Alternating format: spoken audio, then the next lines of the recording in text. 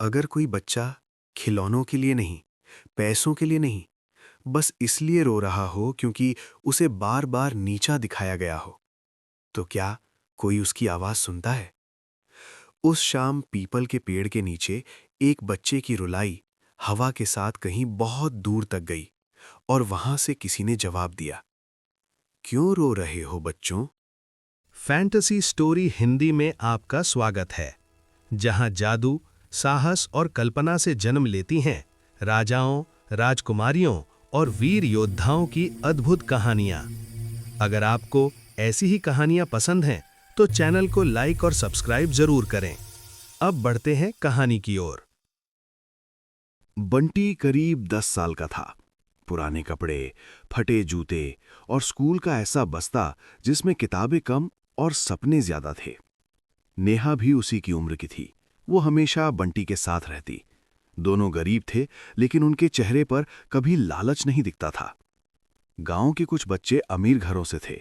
उनके पास नई साइकिलें थीं, चमचमाते खिलौने थे और मजाक करने के लिए एक आसान निशाना, बंटी और नेहा।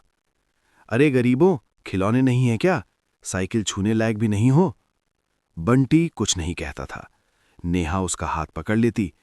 छोड़ो, चल खेलने। एक दिन बंटी ने अपने दोस्त की नई साइकिल देखी, लाल रंग की, बहुत सुंदर। वो बस उसे छूना चाहता था। जैसे ही उसने हैंडल छुआ, हट! एक लड़के ने उसे जोर से धक्का दे दिया। गरीब कहीं का, मेरी साइकिल को हाथ मत लगा, पैसे हों तो अपने ले आना। बंटी गिर पड़ा। सब हंसने लगे। उसकी आंखें भर आईं। वो बिना कुछ कहे सीधा पीपल के पेड़ के पास चला गया। वहीं बैठकर रोने लगा। नेहा उसके पास बैठ गई।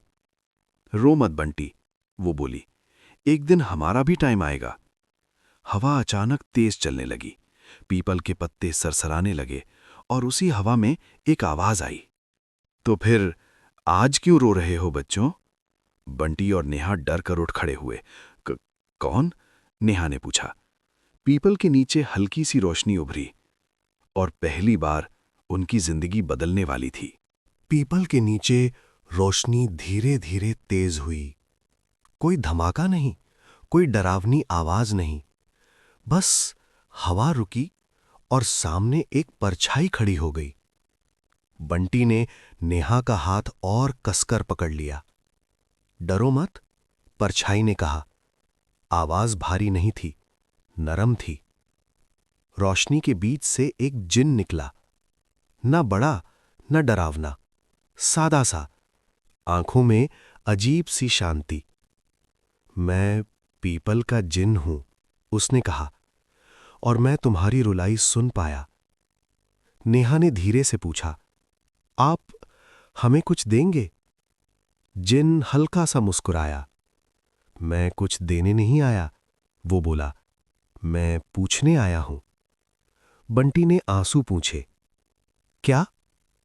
क्या तुम अब भी अच्छे रहोगे? जिन ने पूछा, अगर तुम्हें सब कुछ मिल जाए? बंटी और नेहा एक दूसरे को देखने लगे। नेहा बोली, हम तो अभी भी अच्छे हैं। जिन हंसा नहीं, सिर्फ सिर हिलाया। तो मेरे साथ चलो, उसने कहा, लेकिन पहले आंखें बंद करो। बंटी डर गया। क्यों? जिन बोला, क्योंकि हर रास्ता आंखों से नहीं, भरोसे से खुलता है। नेहा ने पहले आंखें बंद की, फिर बंटी ने। जिन ने दोनों के हाथ थाम लिए। हवा फिर चली, पीपल के पत्ते जोर से हिले, और जैसे ही बंटी ने आंखें खोलीं, वो पीपल के नीचे नहीं था। उसके सामने एक खुला मैदान था, रंग बिरंगा, चमकता हुआ, और दूर से किसी खिलौने की हंसी सुनाई दे रही थी। बंटी ने हैरानी से कहा, नेहा, ये जगह? जिन ने शांत आवाज में कहा, स्वागत है उस दुनिया में जहां खिलौने खरीदे नहीं जाते, वो खुद खेलने आते हैं। बंटी और नेहा चुपचाप खड़े थे। आंखें खुली थीं, मुंह भी। उनके सामने जो था वो सपना नहीं लग रहा था। जमीन नरम थी, जैसे रबर की हो। पेड़ लकड़ी के नहीं थे, खिलौनों के बने थे। कहीं टेडी बियर झूला झूल रहे थे, कहीं छोटी छोटी गाड़ियां खुद चल रही थीं। एक गेंद उछलती हुई बंटी के पास आई। खेलोगे? गेंद ने पूछा। बंटी डरकर पीछे हट गया। नेहा की आंखें चमक उठीं। ये बोल रही है? जिन शांत खड़ा था। यहां हर खिलौना बच्चा है, वो बोला, और हर बच्चा बराबर। एक लकड़ी का घोड़ा चलता हुआ आया। उसने बंटी के पैर छुए और बोला, तुम बहुत उदास थे। बंटी की आंखें फिर भर आईं। हमारे पास खिलौने नहीं थे, उसने धीरे से कहा। घोड़ा मुस्कुराया, तो क्या हुआ, अब खेल लो। नेहा हंस पड़ी। वो एक गुड़िया के साथ दौड़ने लगी। गुड़िया हंसते हुए बोली, तेज और तेज। बंटी पहली बार बिना डर के हंसा। वो एक छोटी ट्रेन के पीछे भागा। ट्रेन रुक गई। पहले चढ़ो, उसने कहा। बंटी चढ़ा। ट्रेन चली। हवा मीठी थी, जैसे किसी ने खुशी घोल दी हो। कुछ देर बाद जिन ने हाथ उठाया। सब खिलौने रुक गए। याद रखो, जिन बोला, ये जगह हमेशा के लिए नहीं है। नेहा ने पूछा, क्यों? जिन ने आसमान की तरफ देखा। क्योंकि हर खुशी ठहरने नहीं आती, वो बोला, वो सिखाने आती है। बंटी कुछ समझ नहीं पाया, लेकिन उसे इतना पता था कि ये उसकी जिंदगी का सबसे अच्छा दिन था। जिन ने दोनों की तरफ देखा। अब तुम्हारे लिए एक चीज है, उसने कहा। हवा फिर से चमकी और सामने एक लाल साइकिल खड़ी थी। नई नहीं, चमकदार नहीं, लेकिन परफेक्ट। बंटी की सांस अटक गई। ये मेरे लिए? जिन हल्का सा मुस्कुराया। हाँ, वो बोला, लेकिन इसकी कहानी अभी शुरू हुई है। बंटी लाल साइकिल के पास धीरे धीरे गया। उसने हैंडल पकड़ा। ठंडा नहीं था, असली था।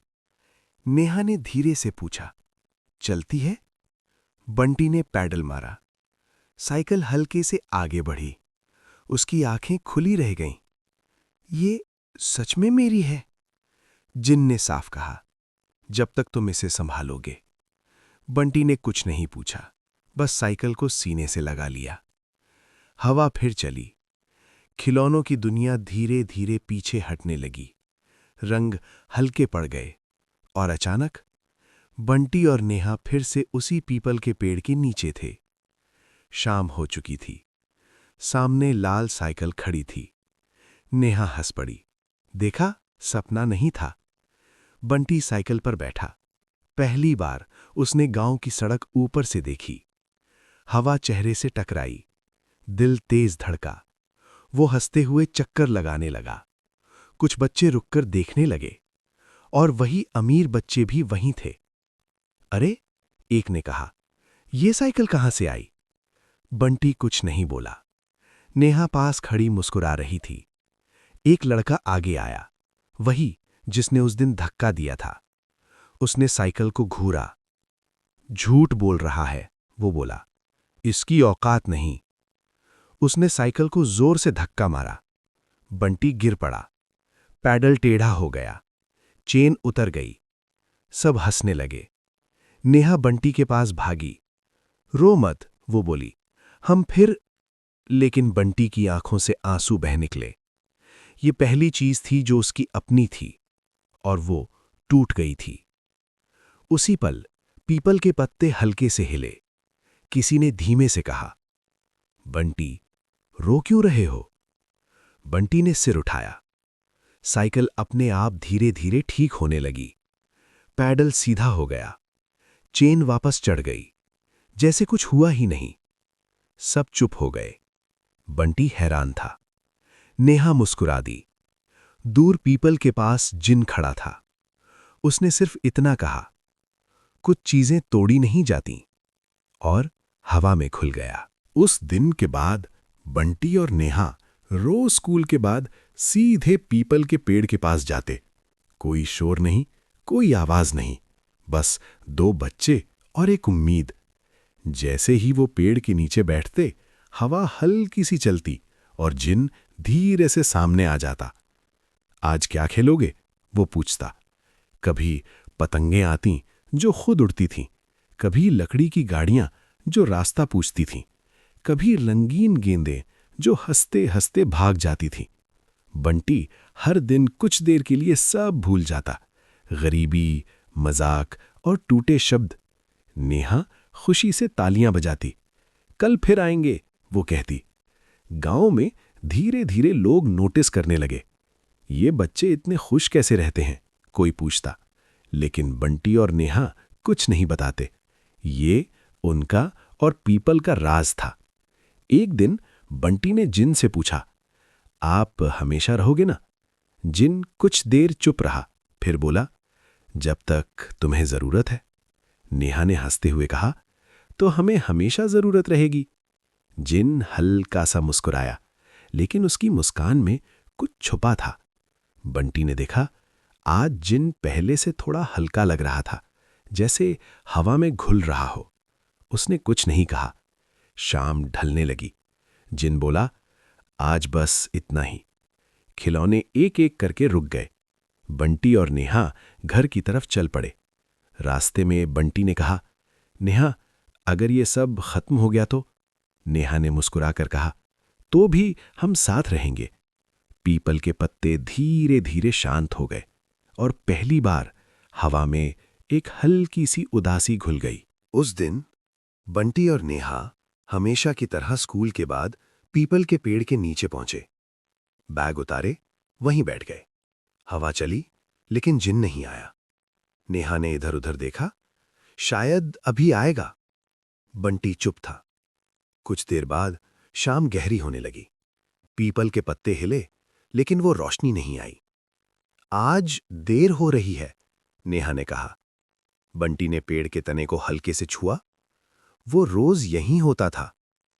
पहली बार पीपल का पेड़ सिर्फ पेड़ लगा। ना कोई आवाज, ना कोई जादू। कुछ देर बाद हवा चली, बहुत हल्की, और दूर से एक धीमी सी आवाज आई, बंटी। दोनों उछल पड़े। जिन सामने खड़ा था, लेकिन आज वो पहले जैसा नहीं था। उसकी रोशनी कम थी, जैसे दिया बुझने से पहले होता है। आप ठीक हो? नेहा ने पूछा। जिन ने मुस्कुराने की कोशिश की। हां, उसने कहा, बस थोड़ा थक गया हूं। बंटी ने धीरे से पूछा, क्या हम अब रोज नहीं आएंगे? जिन ने उन दोनों को देखा काफी देर, फिर बोला, हर दिन की खुशी एक जैसी नहीं रहती। नेहा को अच्छा नहीं लगा। आप जा रहे हो? उसने पूछा।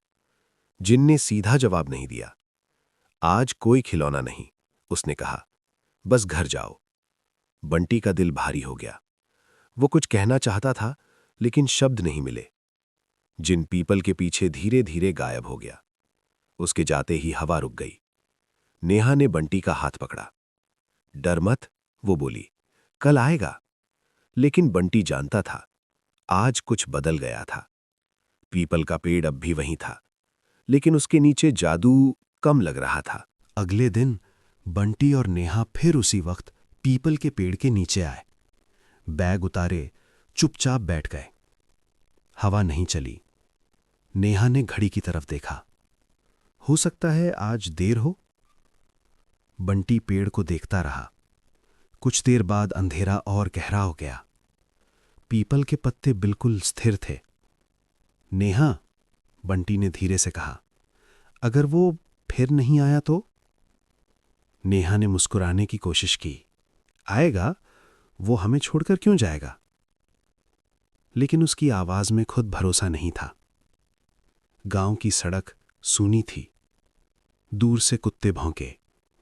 पीपल के नीचे अब ठंड लगने लगी। बंटी उठा, पेड़ के चारों तरफ घूमने लगा। जिन, उसने आवाज दी।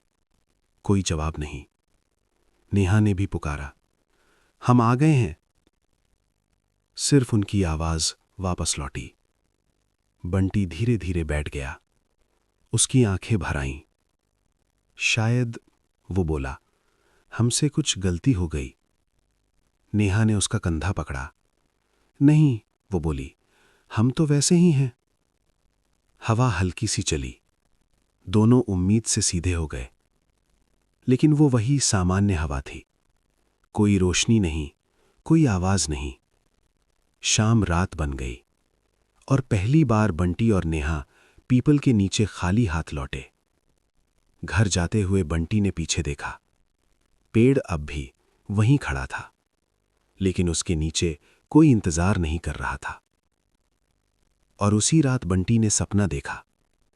खिलौनों की दुनिया धीरे धीरे धुंध में गायब हो रही है और जिन दूर से उसे देख रहा है, कुछ कहना चाहता है।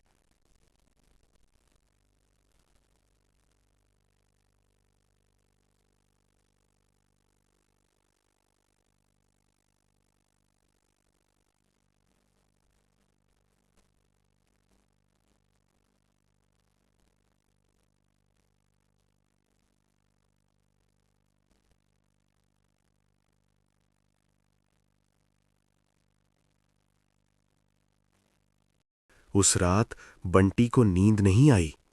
वो बार बार पीपल के पेड़ को याद करता रहा। खिलौनों की हंसी, लाल साइकिल और जिन की शांत आवाज। अचानक हवा चली, खिड़की हल्के से हिली और उसी हवा में एक जानी पहचानी आवाज आई। बंटी। बंटी उछलकर बैठ गया। नेहा, वो फुसफुसाया। दोनों चुपचाप घर से निकले। रात गहरी थी, पूरा गांव सो रहा था। पीपल के पेड़ के पास पहुंचते ही हवा अपने आप रुक गई। पेड़ के नीचे हल्की सी रोशनी थी। जिन वहां खड़ा था, लेकिन आज वो बहुत अलग लग रहा था। उसकी रोशनी धुंधली थी, जैसे मोमबत्ती बुझने से पहले होती है। आप? नेहा ने डरते हुए पूछा। ठीक हो? जिन धीरे से मुस्कुराया। हां, उसने कहा, बस थोड़ा समय कम है। बंटी का दिल जोर से धड़का। आप कहीं जा रहे हो? जिन ने पीपल के तने को हल्के से छुआ। ये जगह है, वो बोला, बच्चों के लिए होती है और बच्चे एक दिन बड़े हो जाते हैं। नेहा ने धीरे से कहा, पर हम अभी तो बच्चे हैं। जिन उसकी तरफ प्यार से देखा। तुम अब समझने लगे हो, उसने कहा, और समझ खिलौनों से नहीं आती। हवा थोड़ी तेज हुई, पेड़ के पत्ते सरसराए। जिन ने दोनों के सामने एक आखिरी खिलौना रखा, एक छोटी सी लकड़ी की गाड़ी। ये मेरी तरफ से आखिरी चीज है, वो बोला। बंटी ने कांपती आवाज में पूछा, कल भी आओगे?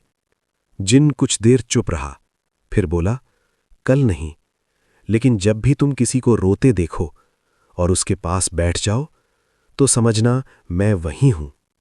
रोशनी और हल्की हो गई। जिन पीछे हटने लगा। नेहा आगे बढ़ी। आप फिर नहीं मिलोगे? जिन मुस्कुराया। मिलूंगा, वो बोला, लेकिन दिखूंगा नहीं। और अगली ही पल पीपल के नीचे सिर्फ हवा थी, कोई रोशनी नहीं, कोई जादू नहीं। बंटी और नेहा काफी देर वहीं खड़े रहे। लकड़ी की गाड़ी बंटी के हाथ में हल्की सी गर्म थी, जैसे अब भी कुछ बाकी हो। अगली सुबह सब कुछ सामान्य था। सूरज निकला, गांव जागा, स्कूल की घंटी बजी। लेकिन बंटी और नेहा थोड़े अलग थे। अब वो स्कूल जाते वक्त पीपल के पेड़ के नीचे नहीं रुके। बंटी ने एक बार पीछे देखा। पेड़ वैसा ही था, साधारण। नेहा ने धीरे से कहा, शायद अब यहीं से हमें आगे बढ़ना है। बंटी कुछ नहीं बोला। वो लाल साइकिल पर बैठा और पैडल मारा। साइकिल अब भी चल रही थी। कोई चमक नहीं, कोई आवाज नहीं, लेकिन पूरी थी। रास्ते में उन्होंने देखा, एक छोटा बच्चा रो रहा था। उसके हाथ में टूटा हुआ खिलौना था। बंटी रुका। उसने अपनी जेब से लकड़ी की गाड़ी निकाली, वही जो जिन ने दी थी। बंटी ने वो गाड़ी उस बच्चे को दे दी। बच्चा हंस पड़ा। नेहा मुस्कुरा दी। देखा, उसने कहा, अब हम खुद वो कर सकते हैं। स्कूल में वही अमीर बच्चे फिर मिले। इस बार उन्होंने कुछ कहा नहीं। बंटी डरा नहीं। वो चुपचाप अपनी जगह बैठ गया। शाम को बंटी और नेहा गांव के छोटे बच्चों के साथ खेलने लगे। किसी के पास खिलौना नहीं था, लेकिन हंसी बहुत थी। बंटी ने मन ही मन पीपल के जिन को याद किया। आज वो नहीं था, लेकिन जो उसने सिखाया था वो साथ था। हवा हल्की सी चली, पीपल के पत्ते दूर से सरसराए। नेहा ने धीरे से कहा, शायद वो देख रहा है। बंटी मुस्कुराया। हां, उसने कहा, अब हमें डर नहीं लगता। शाम का समय था। सूरज धीरे धीरे गांव के पीछे छिप रहा था। बंटी और नेहा पीपल के पेड़ के नीचे बैठे थे। आज वो रो नहीं रहे थे, बस शांत थे। बंटी की लाल साइकिल पेड़ के पास खड़ी थी। पुरानी हो गई थी, थोड़ी सी खरोंचें भी थीं, लेकिन अब वो सिर्फ साइकिल नहीं थी, वो एक याद थी। नेहा ने धीरे से पूछा, क्या तुम्हें वो याद आता है? बंटी मुस्कुराया। हर दिन, उसने कहा, लेकिन अब दुख नहीं होता। थोड़ी दूर गांव के छोटे बच्चे खेल रहे थे। किसी के पास महंगे खिलौने नहीं थे, फिर भी सब हंस रहे थे। बंटी उठा, उसने साइकिल उठाई और बच्चों की तरफ बढ़ा। चलो, उसने कहा, सबको चलाना सिखाता हूं। बच्चों की आंखें चमक उठीं। नेहा पीछे से देखती रही। उसके चेहरे पर सुकून था। हवा हल्की सी चली, पीपल के पत्ते सरसराए। नेहा को एक पल के लिए ऐसा लगा जैसे किसी ने दूर से मुस्कुराकर देखा हो। बंटी ने आसमान की तरफ देखा। अब हमारा समय है, उसने कहा। नेहा ने सिर हिलाया। हां, वो बोली, अब हमें खिलौनों की जरूरत नहीं। सूरज पूरी तरह डूब गया, लेकिन अंधेरा नहीं आया, क्योंकि दो बच्चों के दिल में जो रोशनी जली थी वो अब खुद की थी। कहानी यहीं खत्म होती है। गरीबी वहीं थी, जिंदगी भी, लेकिन अब बंटी और नेहा डरते नहीं थे और पीपल का पेड़ चुपचाप सब देख रहा था। अगर आपको ऐसी ही जादुई कहानियां पसंद हैं तो चैनल को लाइक और सब्सक्राइब जरूर करें और कमेंट में बताइए आप अगली कहानी किस पर चाहते हैं।